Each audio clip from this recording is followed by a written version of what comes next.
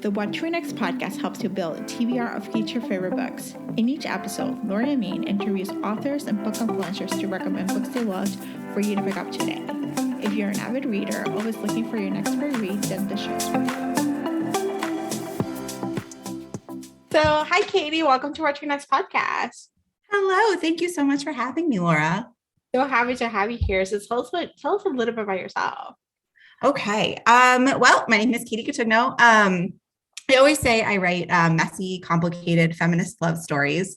Birds of California is my adult debut, but I am the author of 7 YA novels, including the upcoming mystery Liar's Beach, which is based on Agatha Christie's first published novel, which is called The Mysterious Affair at Styles. I'm also the co-author, along with Candace Bushnell, of Rules for Being a Girl. I'm based in Boston, where I live with my family, and an extremely neurotic rescue dog who is barking in the background. It is all good. I love when puppies make it a cameo. So good. I have to tell you, I was so glad. I read 99 Days and then the follow-up. And I was like so glad there was a follow-up for that book. I was like, I needed the follow-up. So thank you for giving me, as a writer dream, giving me the sequel that I needed. That was such a fun one to write. I was so excited that I got to do it. Yeah. So let's chat about Birds of California. Tell us the elevator pitch. Yeah. Birds of California. Like I said, it's my adult debut. It is about a woman who everyone has written off and a guy that nobody takes seriously. Former child actress Fiona St. James dropped out of the spotlight 10 years ago after a spectacularly public crash and burn. She has put her humiliating past behind her, and she's not about to let anybody mess it up. Meanwhile, Sam Fox, who played Fiona's older brother on the popular television show Birds of California, loves all the perks that come with being a successful actor. But when his current show gets canceled and his agent starts to avoid his calls, Sam is desperate. And so he enthusiastically signs on to this reboot of Birds of California. But to make it happen, he needs Fiona St. James. And she is definitely not about to make it easy. So before you know it, they are discovering this deep sort of intense connection and falling in a kind of love that neither one of them have ever experienced before. But Sam doesn't know the truth behind Fiona's breakdown. And she is going to do everything possible to keep it that way. And it is so good. It's like such a page turner. So I envisioned this to be like a Lindsay Lohan, Miley Cyrus, kids TV show, like CW TV show. Yes. Like kind of like soapy drama that we were tuning in, years ago. And then we're like, and now in this like renaissance of TV, we're like reboots. This is what we need, Absolutely. Yes. 100%. I saw Lindsay Lohan in the Super Bowl commercial over the weekend, and like my heart exploded. I was like, Lindsay, it's you. I know. I have a hope that she will become a housewives in Dubai, since we now got to Dubai. And I'm like, I have hopes that she can just become one of the housewives, like this could be her renaissance. But yeah,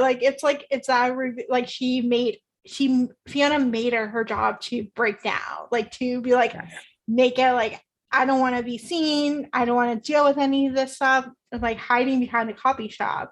Like when we meet her, we're like, what is she doing there? Yes, she is working at her. She's gone from being this famous television star to working at her parents' print shop. So she's printing banners, she's printing wedding invitations, and people like the customers who come in are constantly like, "Hey, aren't you?" And she like comes up with a sort of variety of responses to those folks.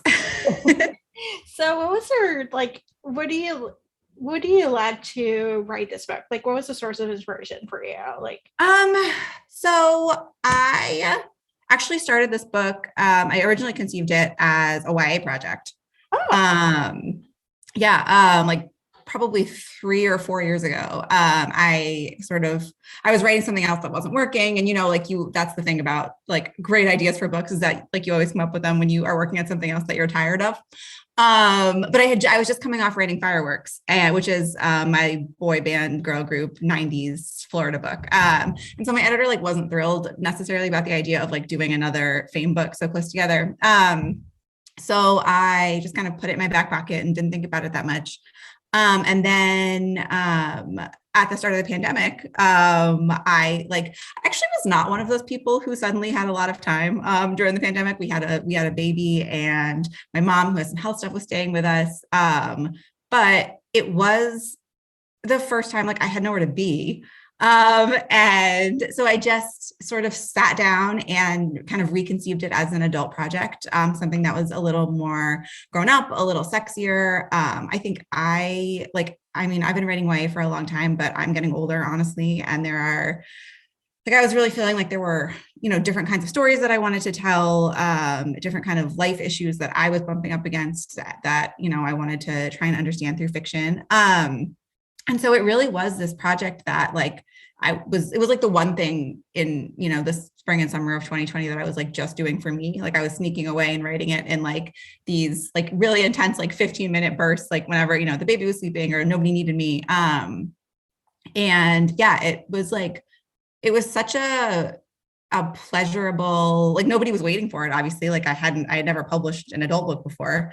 So I hadn't written anything that hadn't already been sold in almost 10 years. So it was just like such a special writing experience. I love that it was a special writing experience because it was special to read it as as someone who has read your YA novels and be like, okay, what is her adult tone? Like, and it was just like such a an experience of like just being transported to Hollywood, being transported to this world that I can conceive as a viewer, as a reader, as a viewer, like this is like a world that I'll consume, and being part of it and being part of the know. And so I can imagine it's like a fun escape to be like in Hollywood, like LA, like, the sunny weather, like the beach trips, the stuff, that is not just like staying at home indoors, Yes, absolutely.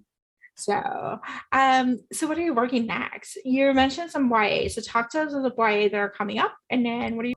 So my next YA comes out in May of 2023.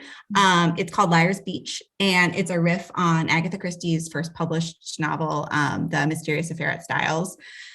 And it's about a group of wildly wealthy and wildly secretive and wildly nefarious group of friends who are spending the summer on Martha's Vineyard together. And spoiler alert, someone turns up dead in the pool. And it kind of goes from there.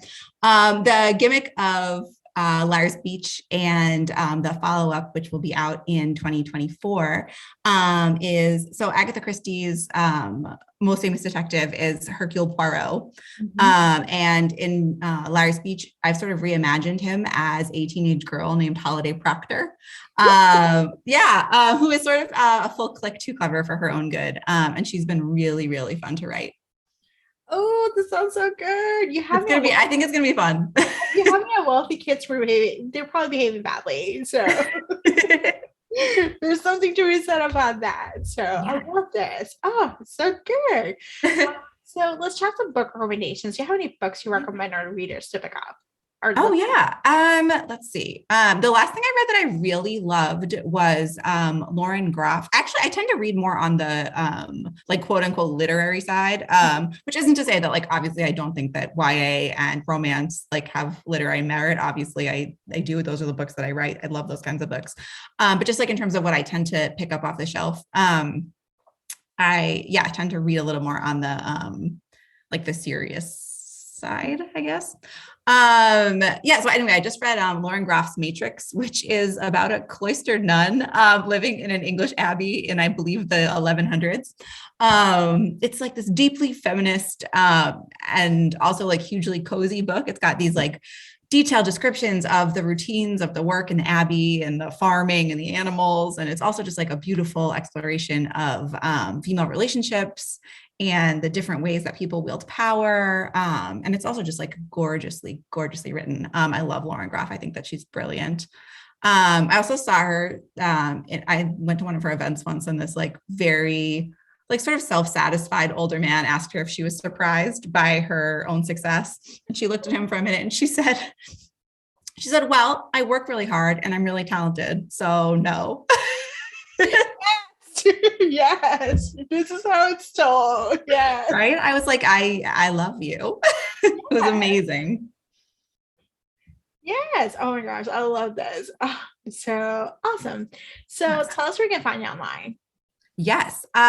So you can find me at katiecotugno.com is my website. And then I am Katie Cotugno across all the platforms. So that's where I am on Twitter, on Instagram. I have a Tumblr that I use to reblog pictures of attractive people making out and dogs wearing glasses. Um, that's where to find me. I love this. Katie, thank you, Katie, for being on the show. Oh my gosh, Laura, thank you so much for having me. This has been amazing. If you enjoyed this podcast, feel free to share with friends, subscribe, rate, and review the show. This is the easiest way to support the podcast. Today's episode's partner is Libra FM. If you're an audiobook listener, then you should add Libra FM as your go-to source for paid audiobooks. Libra FM makes it possible for you to buy audiobooks through your local bookstore.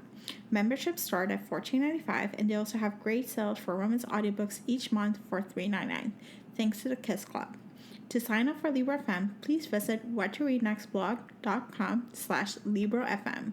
You will receive a free audiobook when you sign up for a monthly subscription.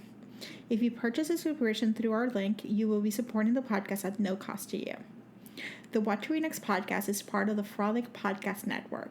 Please visit frolic.media/podcast to discover new shows to tune in. Thank you so much for listening and have a great day.